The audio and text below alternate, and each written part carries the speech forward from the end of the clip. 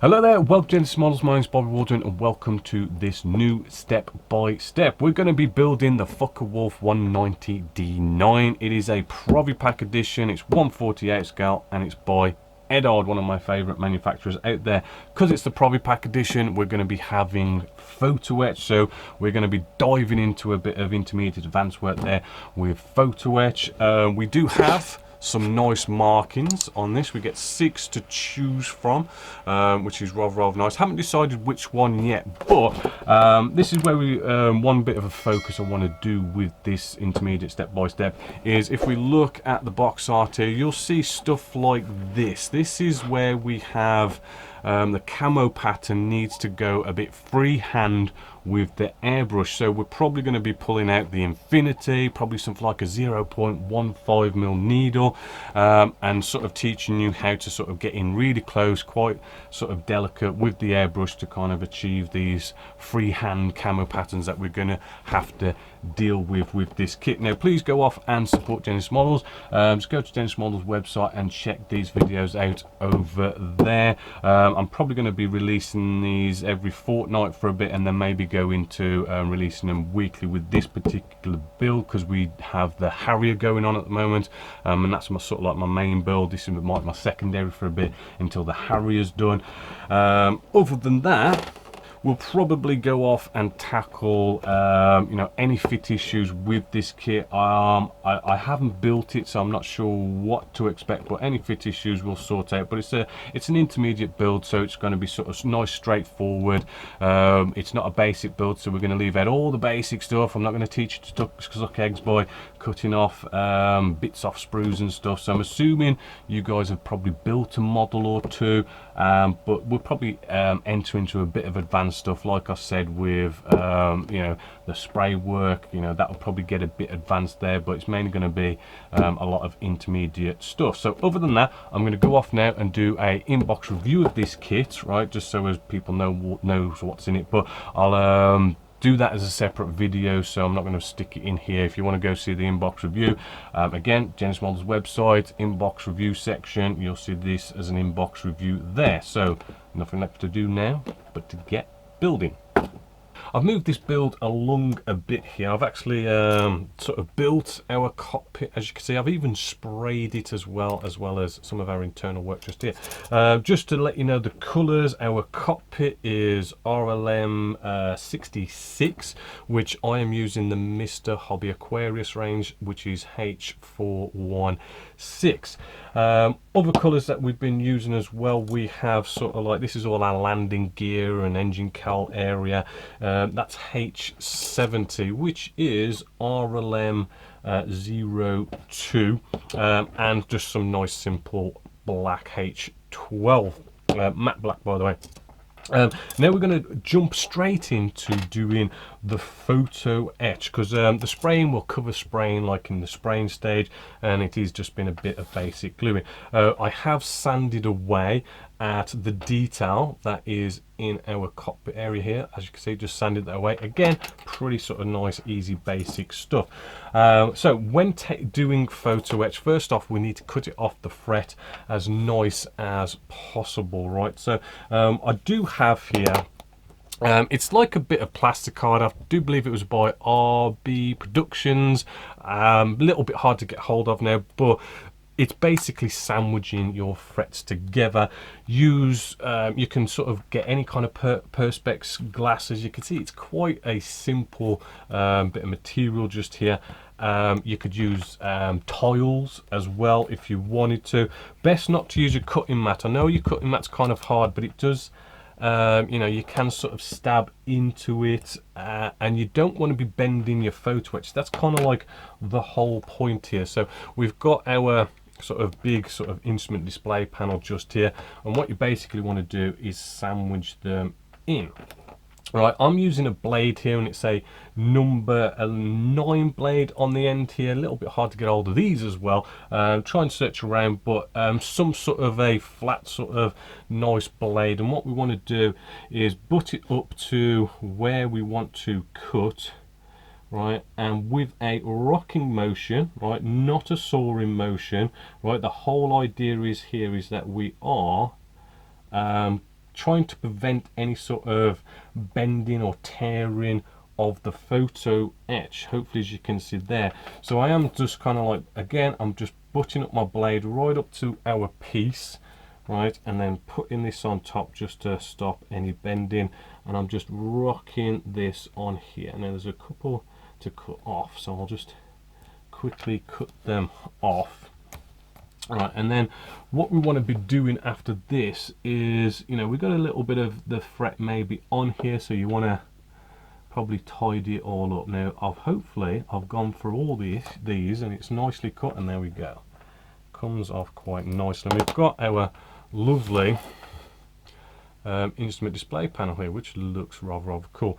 Now I like to get some sort of tweezers or something, kind of good to get something that is I normally use the same sort of tweezers, but we'll try these ones out. These ones are good.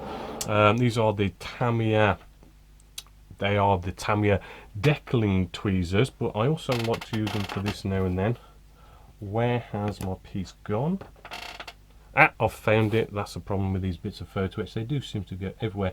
Now I'm just going to sandwich this again. We're sandwiching it in, right, to stop the bending. I'm bringing it as close to little bits of frets that we've cut off just here, and I do have Tamiya. There's a really nice kind of like diamond foil just here, perfect for things like this, for photo etch. And what we're going to do is just very sort of lightly, you know, begin to sand at these edges, right? And it doesn't actually take that much, surprisingly, and we've nicely just sanded those little bits of fret that's possibly left on there. And it's just a case of, you know, working your way around everywhere where you've cut it off, sandwiching it in, stopping the bends, and just giving them a little bit of a sand.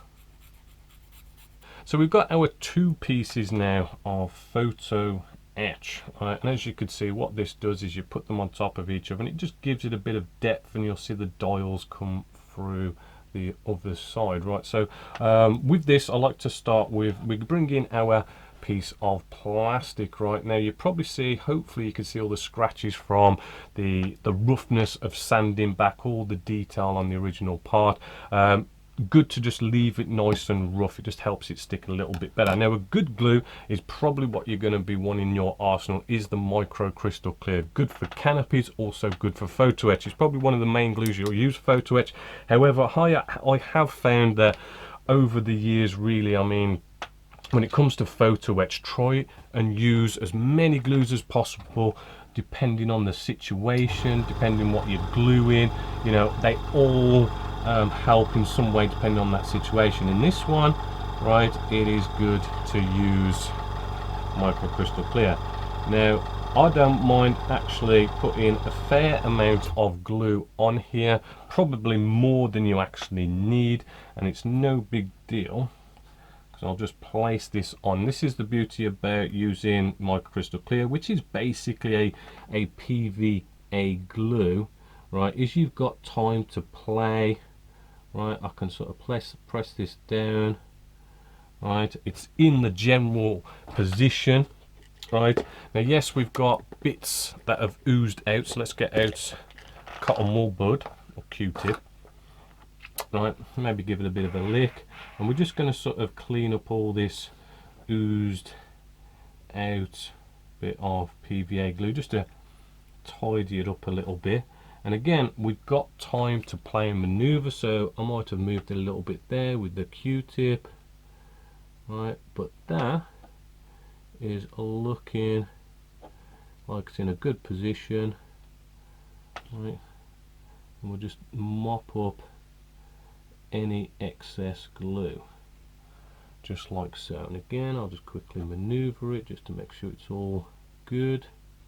Right, and what you want to do now is let that dry. Now micro crystal clear, you know, it does what it says on the tin, it will dry to a crystal clear finish, so if there is a little bit oozed out here and there, it's going to be clear either way.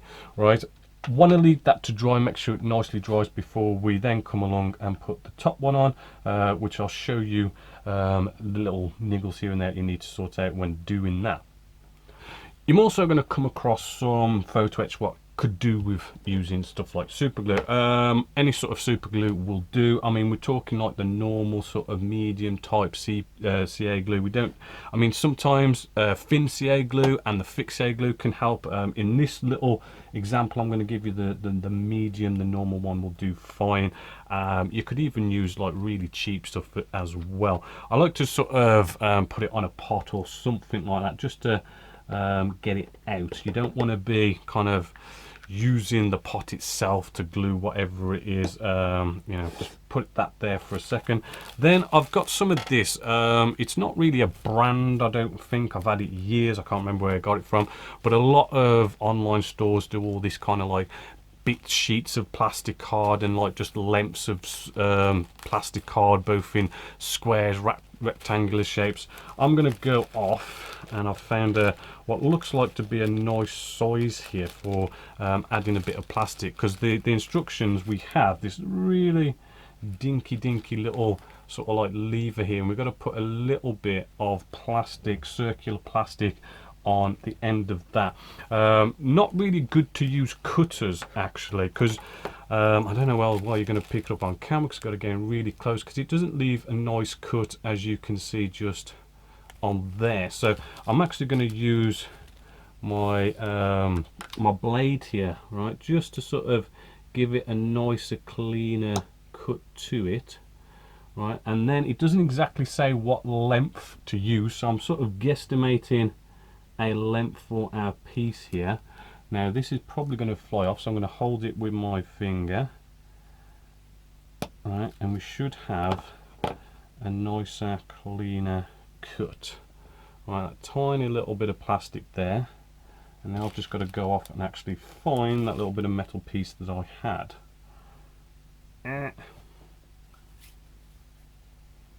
I've found it, right just here. So for this, right, tweezers is going to be the name of the game. So I'm just going to pick up our little piece just here, and I'm just going to dip very lightly the end of it into our super glue, right, and that should be just enough. And then I'm probably going to come in and just press down on our little piece here and just glue that on to it like so. Ooh, my hand's getting a bit of a shake. There we go. Very careful. Now the thing is with super glue, it's it is pretty instant, which is why you kind of want to try and avoid super glue as much as you can. Sometimes you really need to like it to stick straight away. But if it sticks straight away in the wrong position, you've got to try and rip it off, and when you try and rip it off, you're potentially going to bend the photo etch. So it is, you know, do be careful. If you are worried about it, right, there's no harm in going off and using, say, something like the fixie glue. It's thicker, it takes a bit longer to dry, so you've got a bit more extra play time. Just to make sure this is dry, some sort of super glue activator is always a good one. I mean, this is my local hobby shop just here. I'll just quickly spray this, but I'll press down just to make sure it doesn't spray away. Right, blow. Should evaporate very quickly, and that should be all good and dry. Now the same is going to go for our instrument display panel. Well, not instrument display panel, but some more sort of panels here, as you can see, looking rather good. But we need to get this in here. So again, I'm actually going to do pretty much the same thing. I'm going to try and hold this with my tweezers, just dip just lightly the bottom bit into the super glue. Right, and then we want to very carefully try and place this into position. Right, the super glue, you do want to be biting quite quickly. Again, this is photo etch. Ooh, almost went. See, this is going to be the problem you have with photo etch. It's going to just want to not go where you want. It's going to be fiddly. Right, we'll just hold that into position for a bit. And the super glue, and maybe I just need a bit, I mean, yeah, I think I need a little bit more super glue. I haven't put enough on the end. So again, I'll just quickly dip this. Right. Yeah, I've just had a little look at this. I mean, this is a problem I'm having, so it's probably good to sort of show you and teach you. Yeah, the super glue's kind of dried a little bit too quickly, and the problem is, right, we've now got quite a bit of dried up super glue.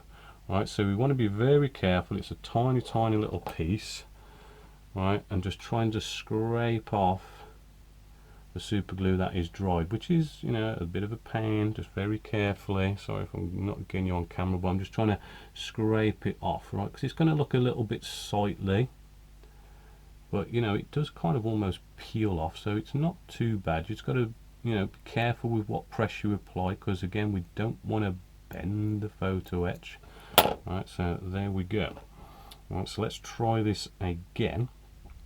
So yeah, it's on now after a bit of fiddling, hopefully, as you can see just here.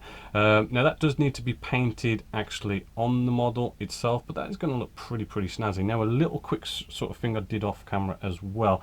You'll see it's a bit glossy here. What I did is I basically got a cocktail stick, dipped into some CA glue, and I'll just run it down the back. Now run it down the back, oh sorry, on focusing now, run it down the back.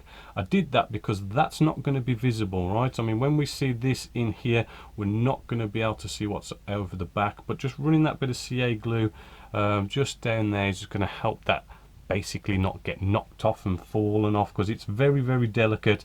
And if you can have a situation like that where you can just put a bit of super glue around the back where it's not going to be visible, do try and do it. It'll help it sort of stay and not get knocked off.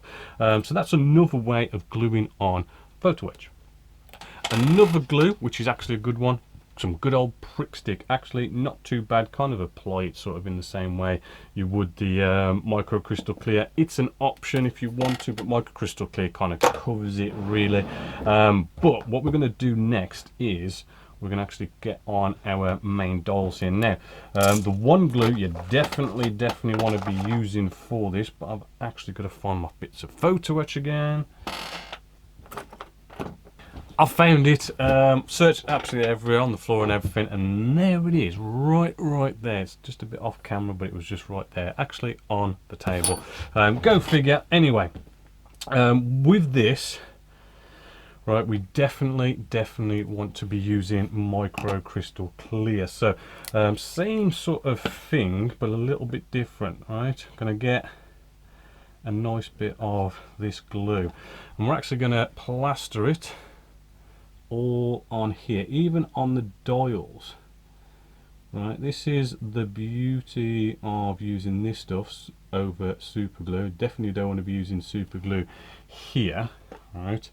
And then we're going to do the same process of applying this. Let's get it on in a sort of a reasonable way.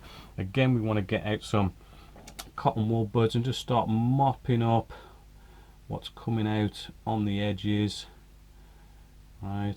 But what we can also do is all these dials you can see are all white there, right? We can just roll across these and just sort of, you know, remove most of it. I mean, it's not a massive big deal if we don't. It'll just dry crystal clear, which will sort of help with glossing up those areas to make them look nice and shiny like glass anyway, right? So that now I could probably put it in position, right, and we're basically ready to go on that. Again, leave that for a nice amount of time to dry, because if you touch it, it's going to slightly move. So good half an hour, and that should be good. Just wanted to have a quick shout out for Genesis Models, just to sort of let you know what we're sort of all about. You know, we do have a nice website, genesismodels.co.uk, and over there we've got loads and loads of videos, forums, we've got our own store as well. We even have a subscription system where, you know, people can, you know, subscribe to Genesis models for a small fee, and you get access to all the behind the scenes lock content, all these step-by-steps in full and everything. You even get up to 30% off in the Genesis model store, which is a really nice discount. You know, the store is designed for you members. Just thought I'd throw this in there just to sort of, you know, help support Genesis models, keep the lights on and everything, so we can keep bringing these videos to you. So let's get back to the build. We now come to our last bit of photo etch, which is going to be applying these seat belts. Now these seat belts are pre-painted. We want to give them a little bit of life, but I will say be careful, you know. It does have this pre-painted, pre-printed whatever on here, and we don't want that to kind of peel off, right? So we want to be careful, right? We want to put some bends in this, right, just to kind of, you know, show sort of like creases, right? As I say, give it a bit more realism and life to it, right? But we don't want to go mental and bend at this too much that we end up peeling it, right? And we're going to use super glue for this to glue this on as well, so we don't want to really make a mistake, because the super glue, if you make a mistake and you've got to peel it off, it's going to peel away this print as well. So that's got a bit of kinks in it and everything, right, to give it that bit of realism. So we're going to bring this here in, right, and what I'm going to do, I've got my super glue on my pot here. Again, I'm just going to dip, well, not dip, but sort of like touch the area that needs to be glued. Alright, and that should be good. Now, a little bit tricky, we're just going to now sort of try and just glue that on the top just there. There's no indication exactly where it goes, it's around about here. Right, and I just want it to sort of kind of hold by itself. Right, but I do need this to be, you know, fairly nice and glued. So I'm going to quickly come in with some super glue applicator. Right, maybe that could do with a little push that way. There we go. Bit of super glue applicator. Blow. Right, just to make sure that is glued down. We don't want that sort of coming off. Right, and now I'm just going to get out cocktail stick, get some of that super glue on it, just like so. And what I'm going to do, right, let's get you to focus, there we go, just going to come underneath, right, and sort of almost sort of paint the underside with some super glue. Right, there we go. Come in with some tweezers. I will just want to then sort of start to lay this down. I mean, you know, fairly sort of quickly, get it to bite like so. And as you can see, that was straight, but it bended with the shape as well. And there we go. Pretty sort of quick, pretty sort of easy. Just got to be careful, things could go very wrong very quickly. If you don't get it in the right position, you've got to peel it up. Things can get a bit nasty, so do be careful with the super glue. And you do kind of want to use super glue. You kind of need it to sort of stick down. If you kind of use PVA glue, it'll kind of, the metal kind of like trying to elasticate back on itself and sort of pull it up.